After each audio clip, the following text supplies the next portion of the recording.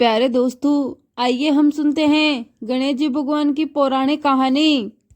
कैलाश पर्वत पर भगवान शिव की अनुपस्थिति में कैलाश पर गणेश का उत्पात बढ़ता ही जा रहा था। वो पूरे कैलाश पर उत्पात मचा रहे थे। माँ पार्वती ध्यान में लीन थी, लेकिन गणेश जी बार बार उछल कूद कर रहे थे, जिससे माँ पार्वती को उन पर बहुत ही क्रोध आता है। माँ पार्वती गणेश को पकड़कर बोलती हैं, ये क्या है गणेश, मैंने तुझे बोला था ना कि मुझे ध्यान करना है, लेकिन फिर तुम नाचने लगे। तुम्हारे नाचने से मेरे ध्यान में विघ्न हो रहा है, हम सही से ध्यान नहीं लगा पा रहे। कृपया कुछ देर के लिए आप शांत रहे। माता पार्वती की बातें सुनकर गणेश जी बोले, माँ मेरा मन अभी नृत्य करने को हो रहा है, आप भी मेरे साथ नृत्य करिए ना माँ। माँ पार्वती बोलती हैं, अभी नहीं पुत्र, अभी तुम्हारे पिताश्री और भाई कार्तिकेय असुरों से युद्ध करने गए हैं, लेकिन युद्ध में क्या हो रहा है यही जानने के लिए मैं लीन में बैठी थी। अब तुम मुझे ध्यान में मग्न होने दो। ये कहकर माँ पार्वती कैलाश पर्वत पर एक दिव्य वृक्ष के नीचे बैठकर ध्यान करती हैं। इसके साथ ही गणेश जी वेद पाठ पढ़ने लगते हैं। वो उन्हें बहुत मन लगाकर पढ़ते भी हैं और जोर जोर से श्लोकों का उच्चारण करने लगते हैं। माँ पार्वती फिर से बोलती हैं, पुत्र गणेश तुम जोर जोर से उच्चारण करके फिर से मेरा ध्यान भंग कर रहे हो। गणेश जी बोले, माँ कार्तिकेय भी पिताजी के साथ गए हैं, आप अपने ध्यान में मगन हैं और यूं अकेले लेकर मेरा मन नहीं लग रहा।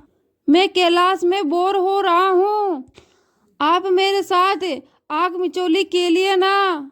माँ पार्वती बोली, लेकिन इस प्रकार मेरा ध्यान भंग हो रहा है और अब तुम जाओ और मुझे ध्यान करने दो। और फिर माँ पार्वती ध्यान में लीन हो जाती है। तभी गणेश जी की नजर सामने पड़े शिव जी के डमरू पर जाती है, जिसे शिव जी कैलाश पर ही भूल गए थे।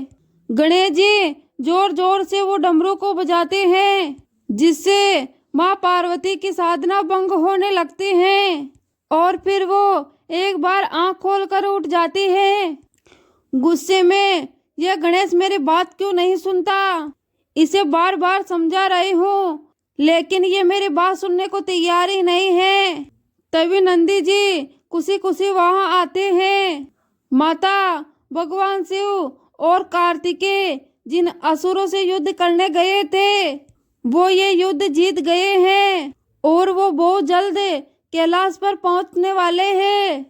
माँ पार्वती ये बात सुनकर बहुत ही प्रसन्न होती हैं। उनके जीतने की खुशी में मुझे मेरे हाथों से उनके पसंद के पकवान और मिष्ठान बनाकर तैयार करने हैं। वो दोनों बहुत थक भी गए होंगे। उनके पसंद के मिष्ठान और भोजन देखकर उनकी थकान खत्म भी हो जाएगी। माँ पार्वती बड़ी मेहनत से व्यंजन बनाने लगती हैं और काफी देर तक मेहनत करने के बाद वो सारा भोजन बनाकर तैयार कर लेती हैं और फिर वो रसोई से बाहर चली जाती हैं। जिसके बाद भोजन की खुशबू से भगवान गणेश रसोई में आते हैं। वाह क्या खुशबू आ रही है, लगता है रसोई में भोजन बनकर तैयार हो गया है।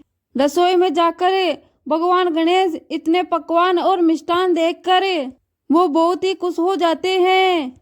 इतने सारे पकवान, वाह आज तो मजा ही आ जाएगा, हमसे तो अब और इंतजार नहीं होता। ये सोचकर गणेश जी भगवान सब कुछ खाना शुरू कर देता है और उधर दूसरी ओर शिव जी और कार्तिकेय कैलाश पर्वत आ जाते हैं। माँ पार्वती उनके स्वागत में लग जाती हैं। आप आ गए स्वामी, कार्तिकेय और आपके युद्ध में जीतने की खबर सुनकर मैं बहुत ही खुश हूँ। आप दोनों काफी थक भी गए होंगे ना? शिव जी बोले, हाँ देवी, हम थक तो बहुत गए और हमें तेज भूख भी लगी है।